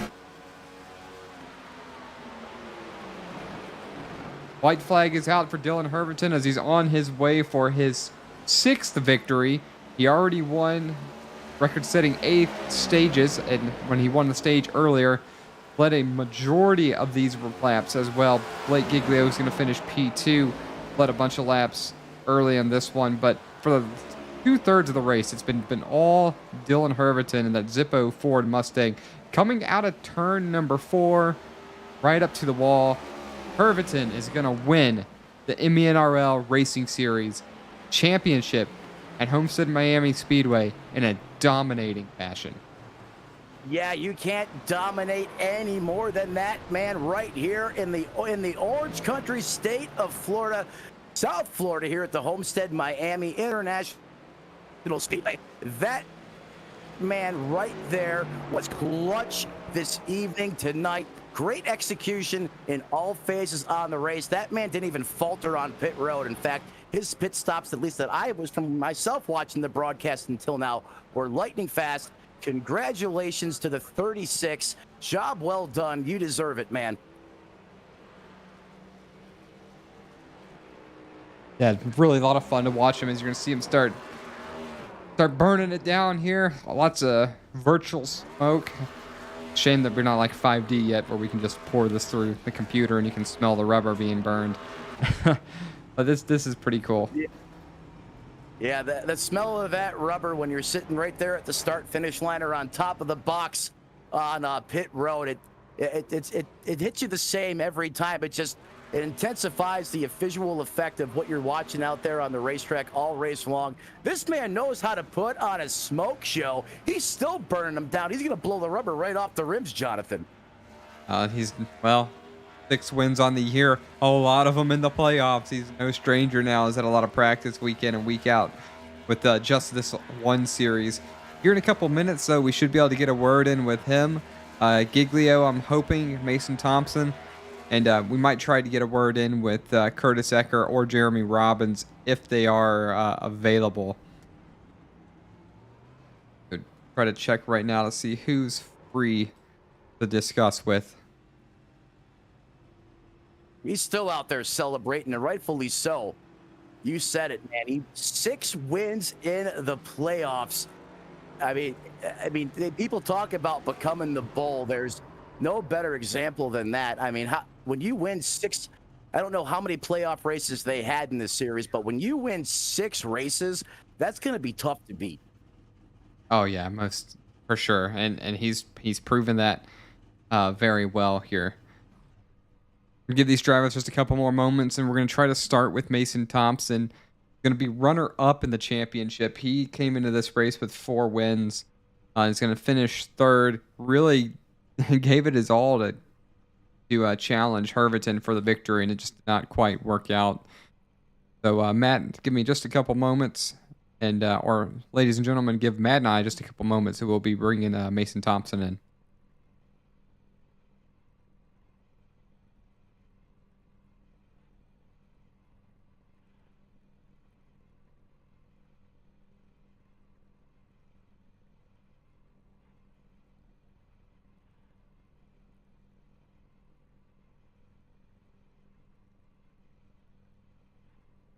All right, ladies and gentlemen, joining Matt and I now in the booth is our 3rd place finisher, Mason Thompson, the Taco Bell 81 machine. Saw him battling Dylan Herviton, really the only driver that he saw that could keep up with him. And in the end, gave it all he had, but 5-second gap was a little bit too much to overcome. Mason, where do you think the gap was between you and him, especially that last run? Well, I'll be honest, the gap was me showing up with like 3 minutes left in practice, and I hadn't turned a single lap all week. I never practice. I always show up late, like 5 minutes left in practice. I run like a qualifying lap and I hope it's good enough to start up front. And I don't know, man. It sucks. I don't know. I know what more I could have done to be better this year and won the championship, but I don't know. I didn't, and that's my fault. It kind of blows, but I mean, it's whatever. It's a little more bittersweet when it's a pal that you lose to, isn't it? Yeah, and I'm glad Dylan's doing, like, Dylan's turned it around from where he was, like, when we first started racing. Like, oh yeah, he'll tell you that, like, he used to hate. I guess that's what he told me. He said he used to hate running behind me, and now it's kind of roles reversed. I'm the one following him all the time. So I mean, and that's partly to do with him. I mean, he's on this practicing way more than I am. I'm barely on iRacing anymore. The only time I ever play iRacing is when I race this league. So I don't know. It's whatever. I'm happy for him. He got his moment in the sunshine. So it's whatever. Nice. Well, Mason, yeah, with the end of the pandemic era, a lot of us ended up having to get back to our other lifestyles and dreams, and kind of slowed us up a bit on the virtual sim. But is there anyone you want to mention or thank before we let you go? Nah, man, not really. All right, folks. Mason, I hope you have a good night, and it's been fun talking about you and getting to just kind of see you a little bit. It's like I mentioned about Dylan, and I think I talked to you a couple weeks ago. It's been a while since I've seen you guys or talked to y'all, and so it's been pretty cool. Maybe at some point I'll be on track again. Yeah, hopefully, man. It was. I always remember when we'd race you. It was always a blast. Because I remember when we raced. What's it called? I forgot what the league was called that we were all in. But we were always like, me and you and like a couple other people were always in like that 5th to 10th range every race. We were always like running with each other, and so. But yeah, it was fun. Yeah, right on. Mason, hope you have a good night. Yeah, tip for man, you too. No, Jonathan, I just want to chime in here for a second. If you guys think at home that this does not matter to these competitors, listen to that man's voice. And I appreciate him for coming on this broadcast and being raw and just letting it all hang out there. I mean, so many times when your friends and competitors, you guys, they elevate themselves back and forth. And he said at one point in time, that was me who was out in front. Now those roles have flip-flopped. And you can tell that man raced his heart out on the racetrack tonight. He gave it everything he had. And you know what? Hats off to Mason Thompson. I mean, hey, you still come home P2 in the championship. You come home 3rd here tonight. He was the only guy that had anything really for the 16 machine. And I mean, that's proof right there that these leagues and this competition, it means so much to these competitors. And that was a great interview, and I really appreciate him coming on here and giving us the opportunity to have a chance to chat with him. And Matt, joining us now is going to be Blake Giglio. Ended up finishing P2. You had a blast watching him battle with Richard Mendonça for the better part of the last 35 laps. I do want to mention early in this race, he set the fastest lap, and he led a lot of the laps early. So, Blake, before I pass you on to Matt, or actually, as I pass you on to Matt, I do want to hear about the difference from early in the race when you seemed like the dominant car to kind of settling into a 2nd or 3rd place car. But Matt, go ahead. Blake, Matt Mettler up here in the SRM booth. You got me, sir. Going on? Hey, not too much, man. It was, tell you what, from my perspective, it was very entertaining and fun, high octane, watching you out there on the racetrack. I got to this race a little bit late, but I happened to catch part of the broadcast before I joined Jonathan up here in the booth. You start on the pole, P1. You come home just a little bit short in P2. What was the difference out there on the racetrack? Was there anything that you could have did different? Did you have anything for the 36 there? Yeah, I think that we started off really good. Started off on the pole, and then 36 just drove around us and just left us in the dust. He was gone. You know, shout out to him for winning the championship. Good job. You did a good job all year. Shout out there for Mason too. We were racing good at the end. But no, I think it's just he was just a better driver tonight, and he really showed that he was a true champion material there when he won that by that much. You know, one thing I wanted to ask you, it seemed like at times it was easy to catch somebody, but it was a whole nother level trying to actually pass someone out there on the racetrack. Was the air that big of a factor tonight out there? Yeah, I think with the air and just how offset the cars were tonight, I think it was tough you could get there, but when you got there, you got to try to get around them somehow, and you got to build around the top, or you hope they messed up, or you got to go to the bottom. It made it a lot of fun challenge. Hey, well, there you go. Your runner-up tonight, your pole sitter. He was fast early, had some speed late, just didn't quite have exactly what he needed to contend for the win tonight. Anyone you want to thank? I know you got a lot of men and women behind the scenes that help you put that race car on the track week in and week out.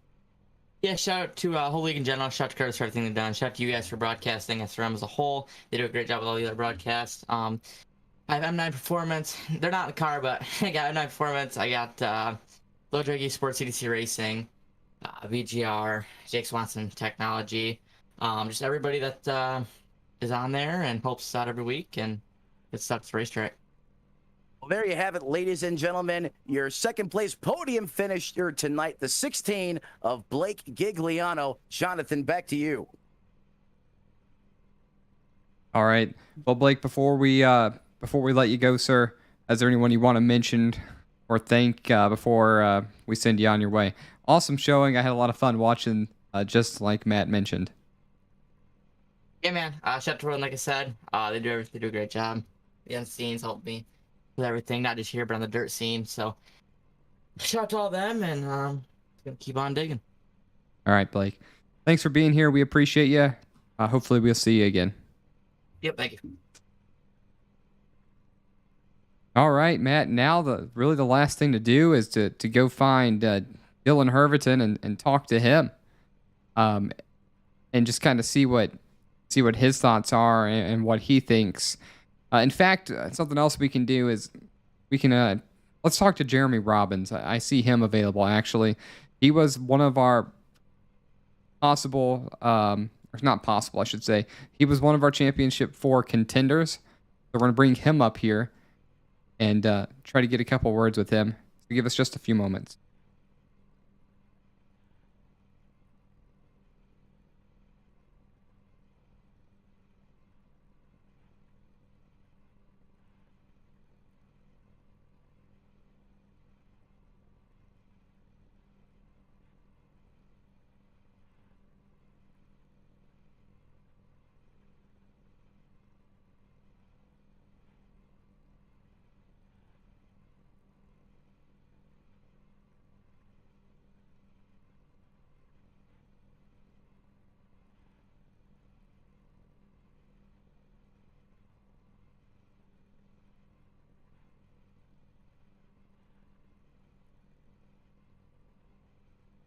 All right, ladies and gentlemen, we are back, and right now we had championship eligible Jeremy Robbins joining us up here in the broadcast booth.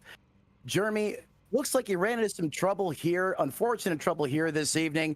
You started position 8th, had high expectations. You wind up 2 laps down. Just take us through the course of that race and just kind of break it down from, over the course of the first run there.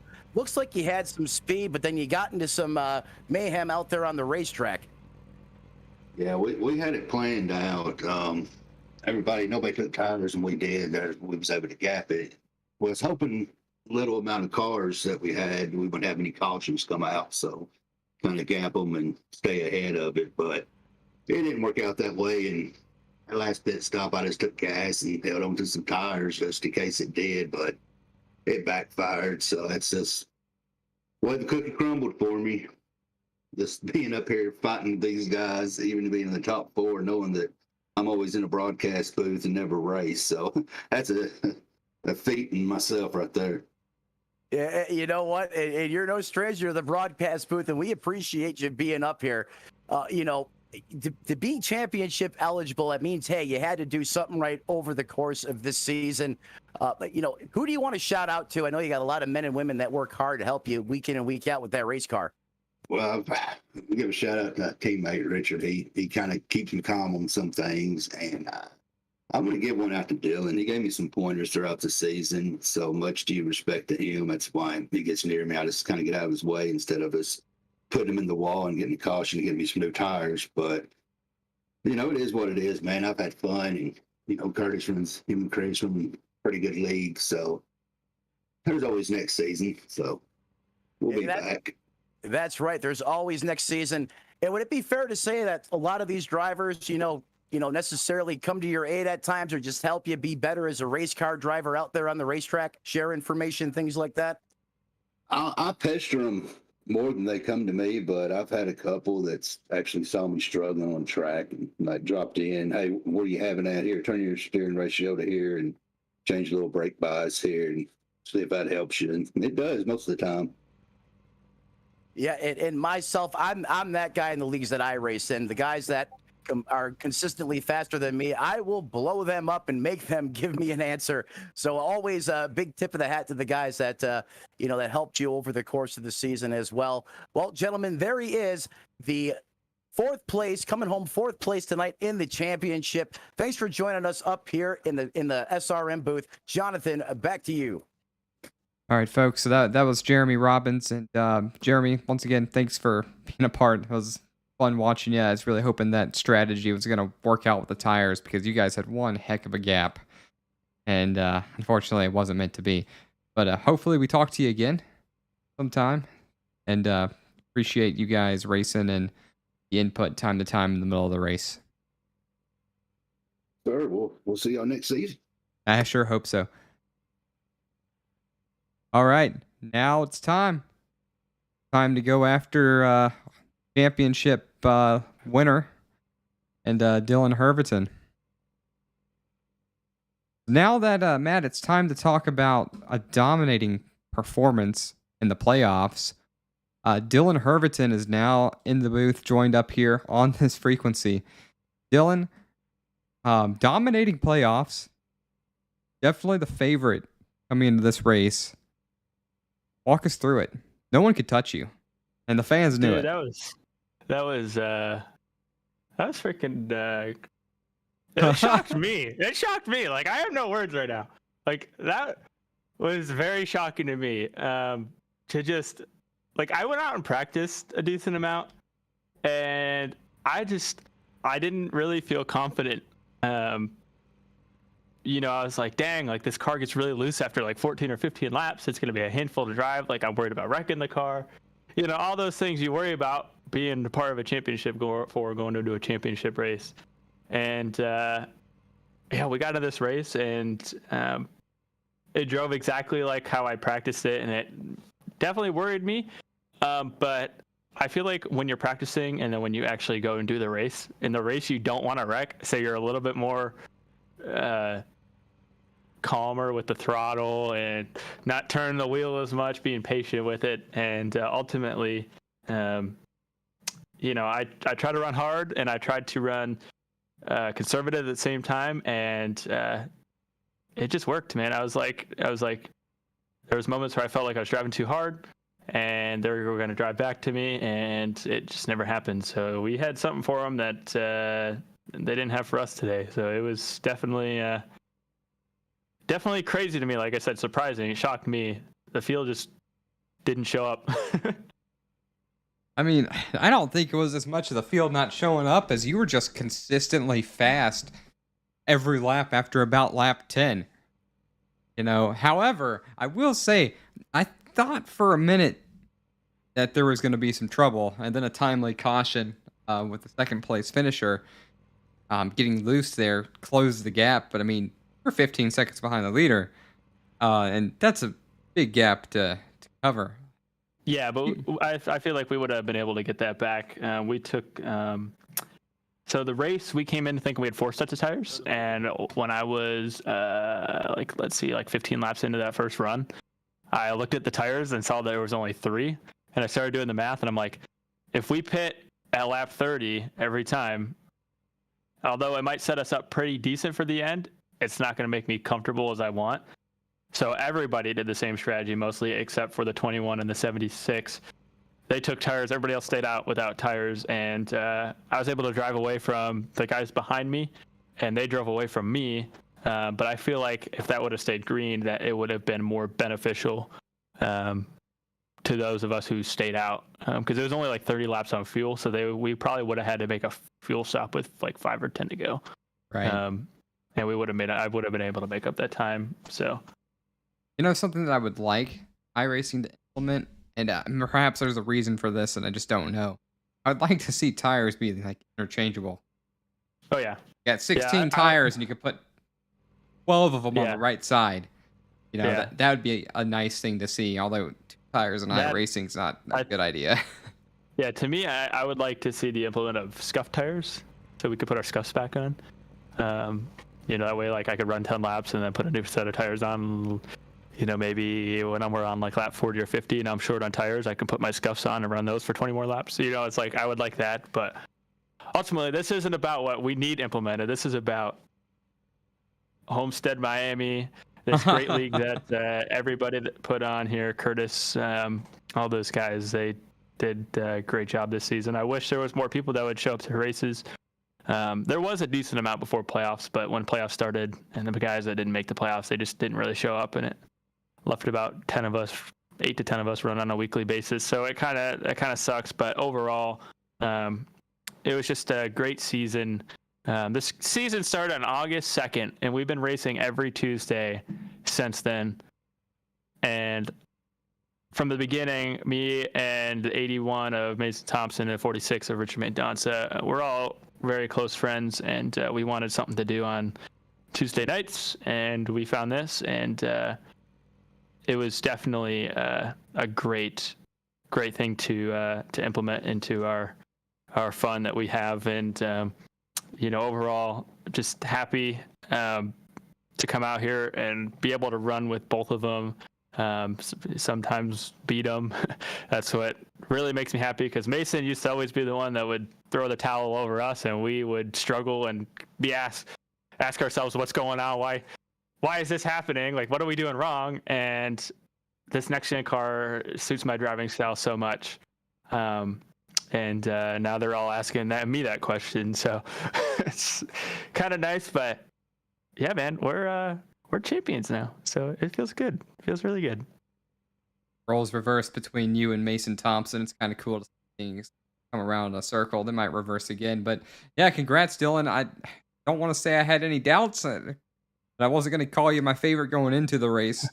Not saying you weren't. I just couldn't. You just haven't hung around with me in a while. Yeah, a lot's changed since the old days, buddy. But no, overall though, it's just really great season. I got a couple people watching. I just want to thank them real quick. Andrew from work and Matt from work, and my mom was watching. So shout out to you guys if you guys are still watching. My teammates, like I said, this wouldn't have been as fun without them. So happy that Mason and Richard were glad enough to join and be open to doing this with me. And it was definitely a fun time. Our chats are definitely something else during the races. I don't know if we spend more time screwing around than we do actually racing. You would think that me driving away like I did was me like putting focus on. No, we were like talking about the dumbest stuff and laughing at some of the dumbest stuff I think that I could have ever laughed at. And it was just a good time overall. And that's what the whole season's been like, and the teamwork that's come with it. So, thank to those guys and Curtis and everybody. I know I'll even give a shout out to Zach, our race control. I don't know if he watches, but I just want to let you know that I appreciate you coming out, and I love hearing under review every time a yellow comes out. It makes me happy. It makes us all laugh. It's great. So thanks for that. I know that he takes time away from his days to come out here and do our race control, and you guys are putting on this broadcast. I always go back and watch, and I think it's a cool thing to have. This is just, for me, real life racing is kind of out of the picture. Just not only that, but I have other dreams I want to pursue, and going to be a pilot and stuff like that.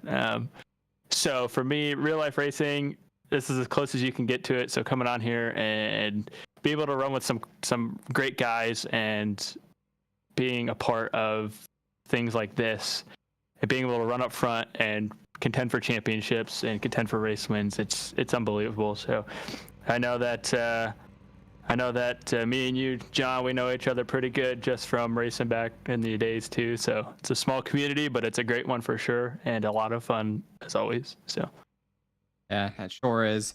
Don't take off, Dylan. We're gonna talk to you after we close the stream out. But everybody, that's Dylan Herverton. Championship here at Homestead for the MNRL series. Like you mentioned, every single Tuesday since August 2nd. He's been here. Got 6 wins. Awesome season. Dylan, thanks for talking to us. Hey, appreciate you guys. Thank you so much. Matt, there's only one thing left to do. You need to go through final results for this one, and then we'll be signing off for the rest of the season. Yeah, I know. I can't believe that this long season has come to an end right here in Homestead, Miami, the great state of Florida. So, Jonathan, let's bring him through the final order one more time. I'll go ahead and kick things off if that's okay with you, sir. There you Your go. champion tonight, P1. We just got off the interview with him, Dylan Herverton. In second, put up a great show on the racetrack tonight. Comes home second place, the 16 of Blake Gigliano. In fourth position, the 81 of Mason Thompson. I'm sorry, in third position, Mason Thompson. Fourth belongs to Zachary A. Is that Meters? Mertez. Mertez. We still can't get it right. I'm sorry, Zachary Mertez. Jonathan, I'll let you bring him through the final remaining drivers here tonight, sir. Finishing fifth, Richard Mendoza, awesome battling with Blake Giglio and Mason Thompson for a bit. It was a lot of fun to watch run the Mendoza line. Curtis Ecker, the man behind the league, comes home with sixth. He was hoping to have a shot this championship 4, came up just short as far as getting in. Jeremy Robbins was the dark horse pick, had some trouble. Looked like he had a potentially winning strategy early, but now knowing that there was some tire changes, it may not have potentially worked, but we never know what could have been. And rounding out the field in eighth is Richard Hurst that had that bald eagle paint scheme. So he definitely wins best paint of the night. Matt, I want a special thanks to you for showing up for this one, being a championship race. It's nice to have an extra voice in the booth. Another last final shout out to James Riles, the main producer for the series, as he made a cameo appearance in this one. He's not feeling well, but he did want to be here at least for a little bit for the championship race. That being said, folks, thanks for being here at the virtual Homestead Miami Speedway with Sim Racing, where virtual is reality. I hope you have a great night.